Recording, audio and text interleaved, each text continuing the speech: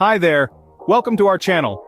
Our video yesterday about the history of paper didn't get many views, so let's like this video to let YouTube understand that our content is relevant.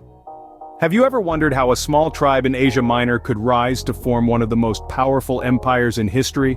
This captivating tale begins in the 13th century, with the Oghuz Turkic tribe. This tribe, seemingly insignificant at the time, was led by a visionary man, Osman I. Under his leadership, the tribe, now known as the Ottomans, expanded their territory rapidly. They conquered cities and neighboring kingdoms with a fierce determination that was both feared and admired. In the blink of an eye, the Ottomans transformed from a modest tribe into a formidable force. But their thirst for expansion was far from quenched. The year was 1453 when Sultan Mehmed II, aptly known as the Conqueror, turned his gaze towards Constantinople. This vibrant city was the jewel of the Byzantine Empire, but it was about to witness a seismic shift in power. The conquest of Constantinople wasn't just another victory for the Ottomans, it was a historic milestone that reverberated across the world. The Ottomans employed powerful cannons, toppling the mighty city walls, and after a grueling siege, Constantinople fell. This monumental event didn't just mark the end of the Byzantine Empire, it heralded the rise of the Ottomans as a regional power. It was the full stop to the Middle Ages and the starting point of the modern era. The Ottomans didn't just conquer territories, they assimilated cultures, reshaping the socio-political fabric of the regions they dominated. Every victory was a stepping stone, every conquest a building block, culminating in an empire that was as diverse as it was vast. From a small tribe in Asia Minor, the Ottomans had grown into a powerful empire, poised to leave an indelible mark on the annals of history. And so, the stage was set for the Ottoman Empire to dominate the world stage. The dawn of this empire was just the beginning. As the sun rose higher, it would cast a long shadow over much of southeastern Europe, North Africa, and the Middle East. The world was about to witness the golden age of the Ottoman Empire. At the height of its power, the Ottoman Empire was a beacon of culture, art, and military might. This golden age, as it is often referred to, was largely during the 16th century under the guidance of Sultan Sulayman the Magnificent. Sulayman, who came to the throne in 1520, was not just a ruler, he was a visionary. His reign saw the empire's borders expand dramatically, reaching as far west as Algeria and as far east as Persia. The Mediterranean Sea was practically an Ottoman lake, and key territories in Eastern Europe were also under Ottoman control. This territorial expanse was a testament to Sulayman's military prowess and strategic acumen. But Sulayman's influence was not limited to the battlefield. He was also a discerning patron of the arts and culture. Under his rule, the Ottoman Empire became a melting pot where different cultures and traditions thrived.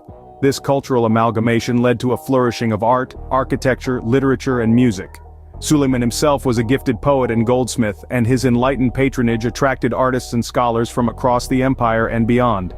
The architectural legacy of this period is particularly noteworthy.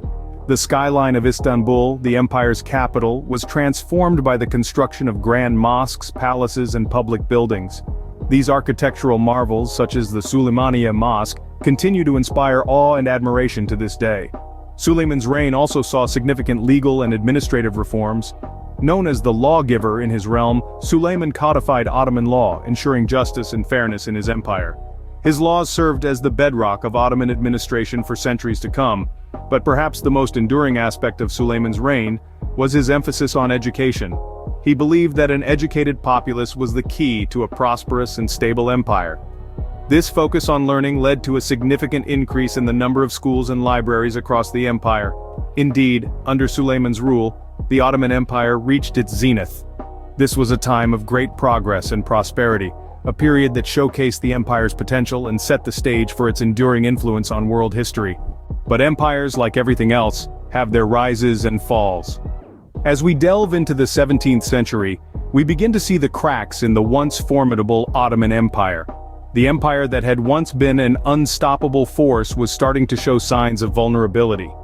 In this period, the Ottoman Empire found itself locked in numerous wars with European powers. Despite previous successes, these wars proved to be a drain on the empire's resources. The wealth and manpower that had once been used to expand and strengthen the empire were now being used to fend off invasions and suppress uprisings. This put a significant strain on the empire's economy, and led to widespread discontent among the populace. But the problems were not just external. Internally, the empire was riddled with corruption. Officials, hungry for power and wealth, often exploited their positions for personal gain, leading to a breakdown in the rule of law and order. This corruption further eroded the empire's stability and strength, making it even more vulnerable to external threats. To make matters worse, the Ottoman military, once the envy of the world, was falling behind. While European powers were modernizing their armies, embracing new technologies and tactics, the Ottomans clung to their traditional ways. This lack of military modernization meant that the empire was unable to effectively compete on the battlefield, leading to a series of devastating defeats. The decline of the Ottoman Empire was a gradual process, spanning over centuries. It was not a sudden collapse, but rather a slow and painful erosion of power and influence. The empire that had once dominated the Mediterranean and much of Eastern Europe was slowly but surely losing its grip. By the 19th century, the Ottoman Empire was a shadow of its former self. It had lost much of its territory, and its influence on the world stage had greatly diminished. The once mighty empire had been reduced to a state of weakness and decay. In the eyes of the European powers, the Ottoman Empire was no longer a formidable adversary, but a sick man on the brink of collapse. The once mighty Ottoman Empire was now dubbed the sick man of Europe. The empire that had once been a beacon of power and prosperity was now a symbol of decline and decay. But even in its decline, the Ottoman Empire left a lasting legacy on the world stage, a legacy that we will explore in our next scene. Yet the story of the Ottoman Empire didn't end with its fall. After the smoke of the First World War had cleared, the empire that once commanded respect and fear crumbled.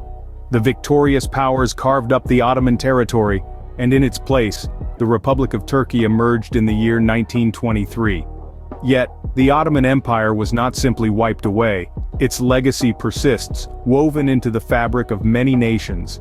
Its influence can be seen in the rich tapestry of culture, from art and architecture to music and cuisine.